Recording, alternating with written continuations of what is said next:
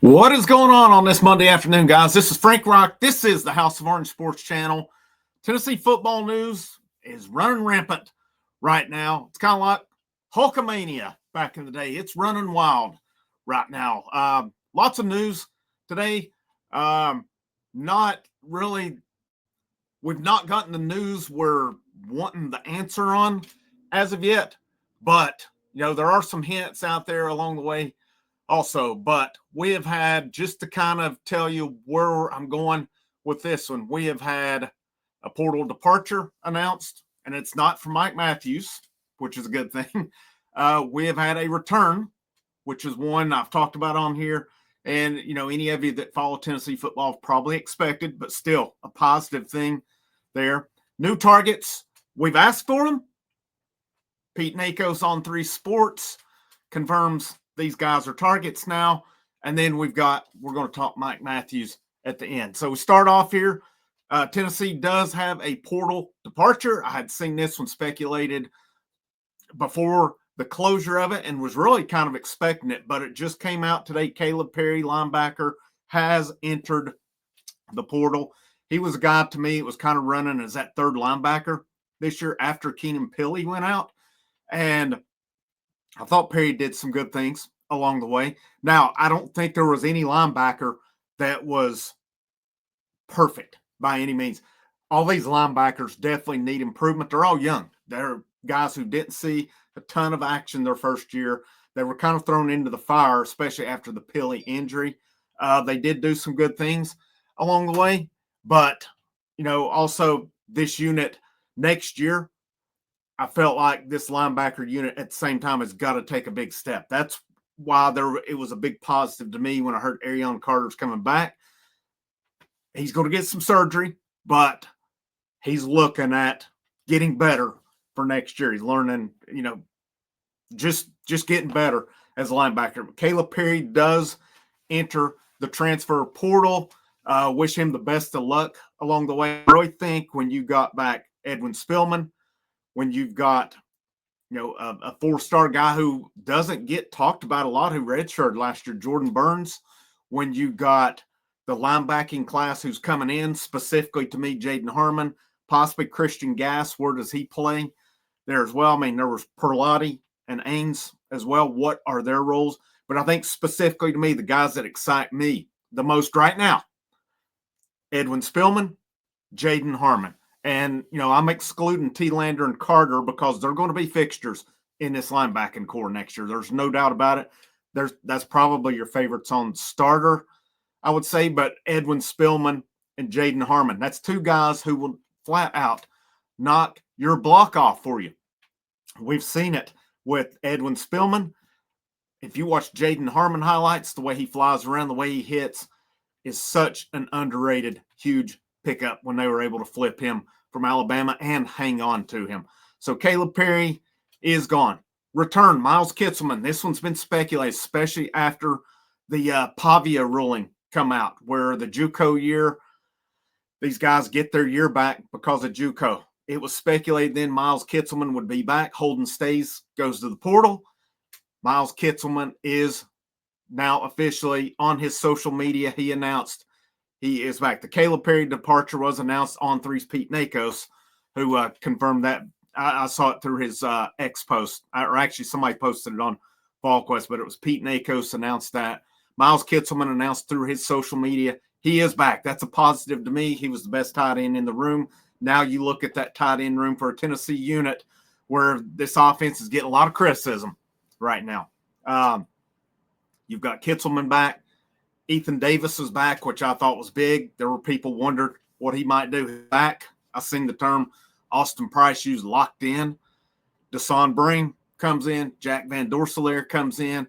You've got Cole Harrison, who redshirt freshman tight end out of California, coming in. It's a pretty deep unit right now. And with Holden Stays, he had his moments on it. Ultimately, what I'd like to see him say, yeah, absolutely. But I'm excited what we could see out of Ethan Davis, what we can see out of Deson Breen. I'm not underestimating Van Dorselaer. I'm not underestimating Cole Harrison. Those guys, to me, are your prototypical tight ends. I think Ethan Davis, Deshaun Brain, based on their size, their length, their athleticism, especially with what's going on with this wide receiver unit, those two guys, I'm curious to see, could this staff get creative, which I know we're questioning right now. Could you move those guys out wide? Could you run them out of the slot and let them be a mismatch against linebackers? I think it's an interesting option you had with Davis and Brain along the way. So that's a positive to me. We've talked, my third bullet point here, I said new transfer portal targets. We've been talking about this wide receiver unit, this wide receiver room. For sure right now, we know Chris Brazzell, Braylon Staley are returning. Mike Matthews is not in the portal on it, so I guess you technically consider him part of the roster right now. Look at who's in the portal for wide receivers. Pretty much all the main ones are gone somewhere else. I mean, Texas A&M has signed 3 of the top 15 portal wide receiver guys. Concepcion from NC State yesterday, it was said that he signed with Texas A&M. So that left Zachariah Branch from USC, who also has a brother, Zion Branch, who's a safety. Seems like they are, they're attached to one another. They're linked up. They are a package deal. They visited Georgia. They visited Arizona State. Pete Nakos on 3, who right now is the man on this portal. This dude is breaking a lot of stuff right now. Him, Steve Wilfong, those seem to be your guys right now, the main ones. That news is getting out from them before any of your local media is getting it. I don't know why that is, but it is what it is. But Pete Nakos says that he did a big portal target update today. Tennessee is going heavily after the Branch brothers right now. They are, I don't know how involved. I hate to say heavily involved because that would indicate, they're right on the cusp of getting them. They're trying hard to get them on campus. It said that Nico's dad, because they are out in California, Nico's dad is in trying to recruit them as well. So, and there is some familiarity, as it was one of the all-star games a couple years ago where Nico and Branch played together. And I think they hooked up for a touchdown, if I'm not mistaken, in that game. So that would be pretty cool there as well. But if you're Tennessee, with all the negativity right now, I don't necessarily think it's all justified. Do there need to be changes on the offense as far as, I think just your routes, just your play calls, just going quick.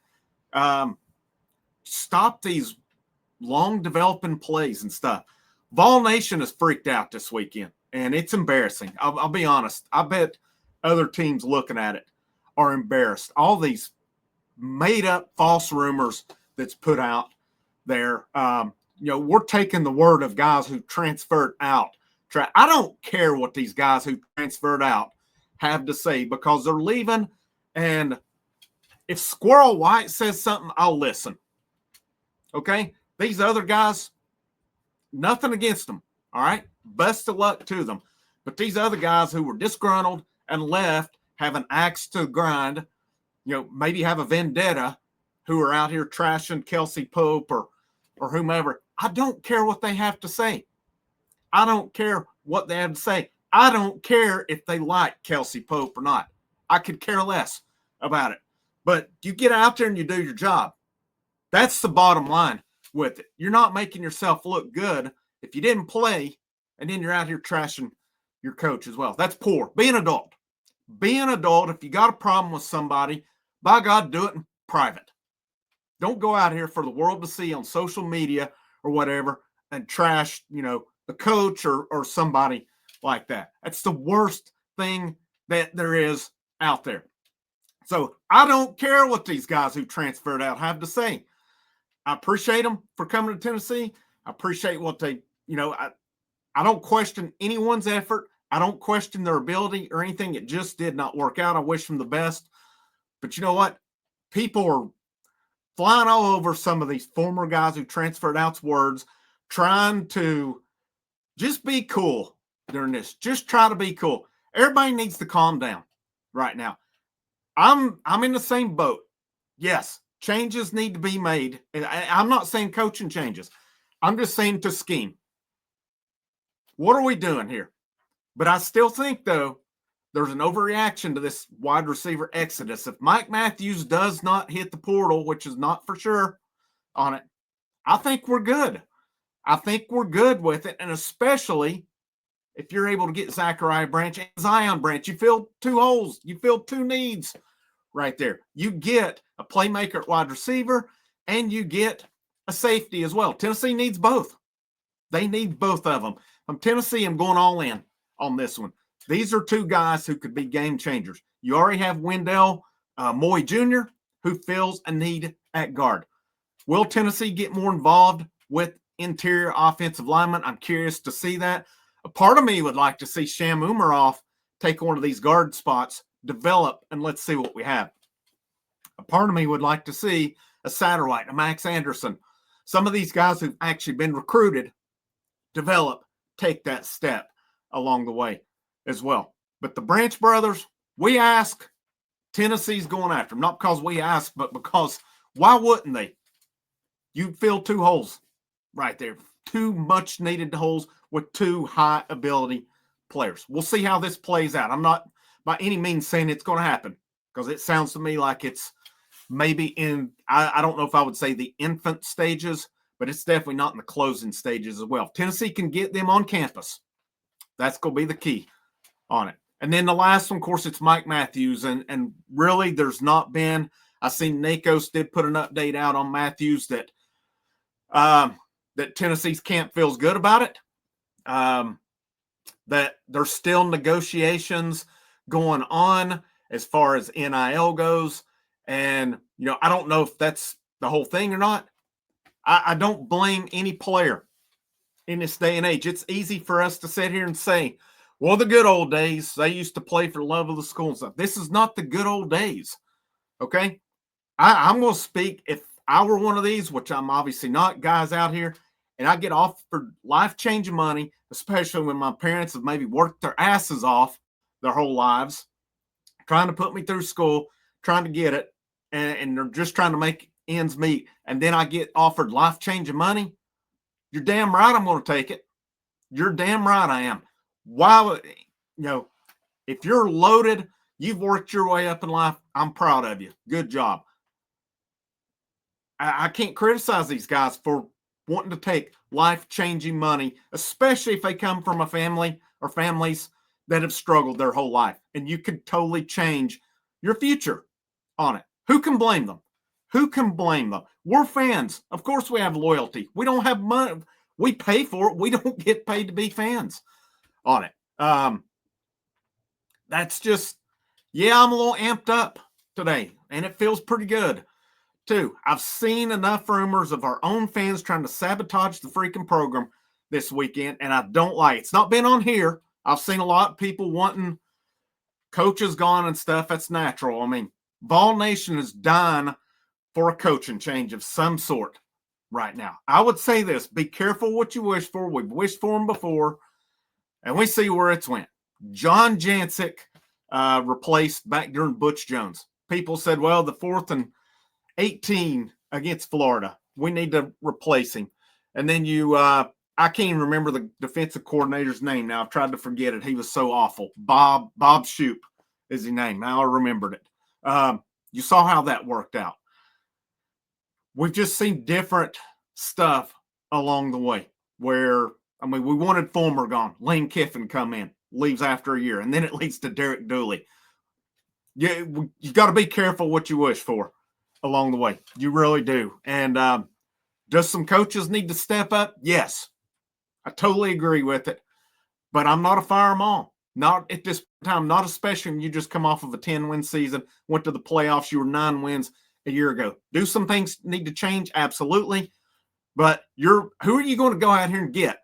If you tell these coaches, well, we're getting rid of coaches who just helped us get to 10 wins. Your floor, you better not win any less than 11 or 12 games. Here, if you put unrealistic expectations out there, you're going to have a little harder time with it. We'll be live tonight. Carrie, myself, we're going to have a lot to talk about tonight. Hopefully we'll know some Mike Matthews news by that point, and we'll see if anything else breaks for Tennessee football in what is it's an interesting time right now. Our fan base is great. Our fan base can also be awful too, and we've seen the best and worst. And I would say the last 9 days, our fan base taking over Columbus, and then our fan base just melting down, and just so many false rumors this weekend. So many people trying to be relevant out there, and I'm not talking about any of the YouTube channels that were you won't call us competition guys doing it. It's just out on social media doing it as well. So I'm not criticizing any of the other YouTube channels that are out there by any means. All those seem to be pretty level-headed about it. Got especially out on X. It's and even your websites, some of your pay site, VolQuest and stuff, it's been a cesspool this weekend. Hopefully we'll get some good news with Matthews today, and that'll help ease things. But we'll be there tonight. Come join us. Come vent. Come talk about it. We'll agree. We'll disagree. We'll debate, but we'll keep it respectful. I can tell you that right now. We can agree to disagree if that's what it comes down to. Frank Rock, House of Orange Sports Channel. Have a great rest of your Monday. And no matter what it is, it's always a great day to wear the orange.